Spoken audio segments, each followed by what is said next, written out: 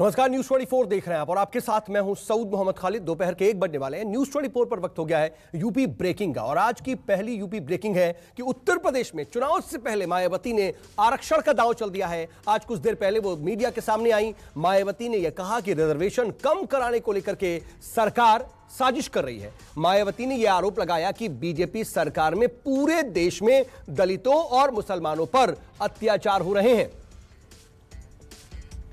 अशोक तिवारी मेरे सहयोगी इस वक्त इस खबर पर लाइव मेरे साथ जुड़ रहे हैं। अशोक, मायावती लगातार अपनी जमीन मजबूत करने की कवायद में तो है ही है, लेकिन अभी हाल फिलहाल में देखा जाए तो केंद्र सरकार पर यह उनका अब तक का सबसे बड़ा हमला है।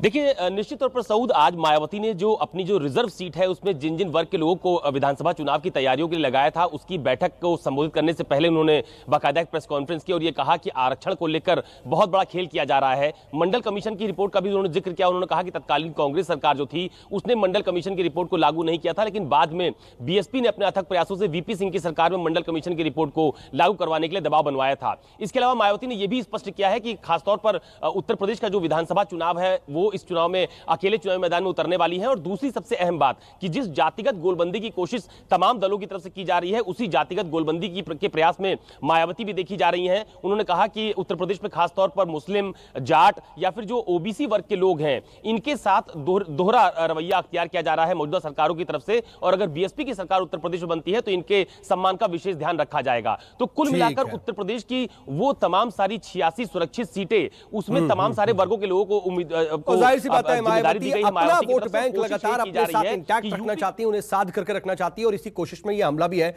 लेकिन मैं आऊंगा आपके पास अशोक, एक और बड़ी खबर बता दें। बीजेपी चुनाव संचालन समिति की आज लखनऊ में बैठक होने वाली है और लखनऊ में बीजेपी दफ्तर में थोड़ी देर में ही यह बैठक शुरू होने वाली है। इस बैठक में अगले कार्यक्रम चुनावी संकल्प पत्र पर चर्चा की जाएगी।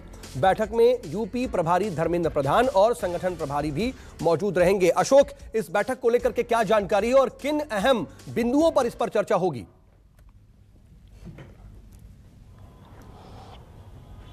देखिए सऊद, बीजेपी का जो प्रदेश मुख्यालय है वहां बीजेपी चुनाव संचालन समिति की बैठक शुरू हो चुकी है। मुख्यमंत्री योगी आदित्यनाथ भी उस बैठक में शामिल होने के लिए पहुंचे हैं। जो डिप्टी सीएम है वो भी वहां पर मौजूद हैं। धर्मेंद्र प्रधान जो कि उत्तर प्रदेश में प्रभारी बनाए गए हैं विधानसभा चुनाव के मद्देनजर, उनकी भी मौजूदगी वहां पर है। सबसे खास बात यह है कि अभी थोड़ी देर पहले यूपी बीजेपी के प्रदेश अध्यक्ष जो है स्वतंत्र देव सिंह, उन्होंने बैठक के दौरान ही एक ट्वीट किया और यह कहा कि विधानसभा चुनाव के मद्देनजर बीजेपी उत्तर प्रदेश के अलग अलग हिस्सों में 6 यात्राएं निकालने वाली है, जिसमें बीजेपी के कामकाज का प्रचार प्रसार भी किया जाएगा और लोगों को जोड़ने की मुहिम भी चलाई जाएगी। तो आज की बैठक का जो मुख्य एजेंडा है वो चुनावी संकल्प पत्र में क्या कुछ वादे बीजेपी की तरफ से किए जाएंगे उस पर चर्चा होगी। सीटों के बंटवारे को लेकर भी चर्चा हो सकती है। इसके अलावा तमाम सारे जो प्रभारी हैं अलग अलग इलाके के, उनसे फीडबैक लिया जाएगा कि आखिरकार बीजेपी की चुनावी तैयारियां इस वक्त किस स्तर तक पहुंची है, कहां पर अभी खामी है, उसे दुरुस्त करने की जरूरत है। तो कुल मिलाकर बीजेपी चुनाव संचालन समिति की तरफ से ये जो बैठक आज हो रही है ये इस लिहाज से बेहद अहम है ताकि बीजेपी का प्रदर्शन पिछले चुनाव से भी ज्यादा बेहतर हो सके। ठीक है, आप नजर बना रखिएगा, आगे भी आपसे अपडेट के लिए जुड़ेंगे।